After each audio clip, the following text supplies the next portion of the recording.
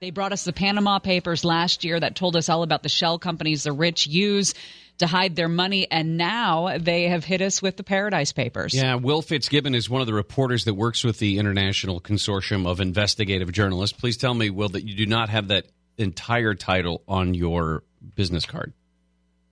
I'm afraid that I do. Oh, It takes up lots of space.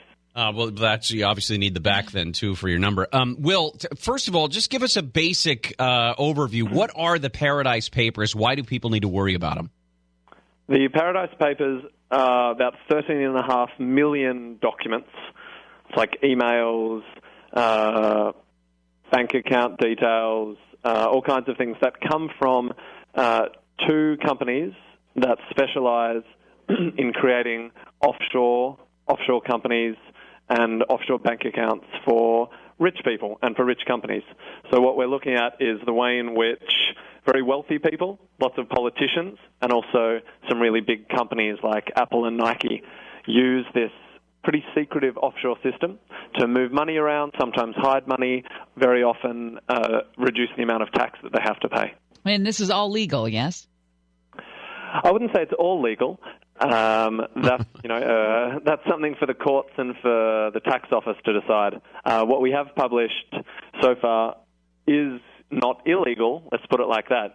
Apple has the right, so far as we know, to do what it does in offshore tax havens. But as soon as the Paradise Papers came out, we had government saying, "Hang on a minute, this looks a bit dodgy to me. I'm going to start looking into this and see if we haven't been stiffed of a few $1 million here and there." Well, one of the big names that has come up in this is the Queen Elizabeth II. And it's not that we are surprised that she has a lot of money, which the royal family obviously would. It's that there would be investments outside of the United Kingdom. Can you talk at all about that? What sort of questions have arisen now that we know that the Queen is involved in these papers? Yeah, that was a really surprise discovery, I think, for lots of the journalists who worked on this. The Queen, doesn't appear herself in this offshore data, but she has a kind of private estate that manages her money, and they have invested in these offshore funds. They basically put a few $1 million in a fund in Cayman Islands, and then that fund basically, through a few steps, went and invested in this company in the UK that politicians who sit in the Queen's Parliament, by the way, have criticised as having lent extremely high interest repayment plans to basically vulnerable Britons. So there's this whole now political question in the UK about why on earth was the Queen's money put in the Cayman Islands, ultimately in a company that has been accused of doing harm to her own subjects.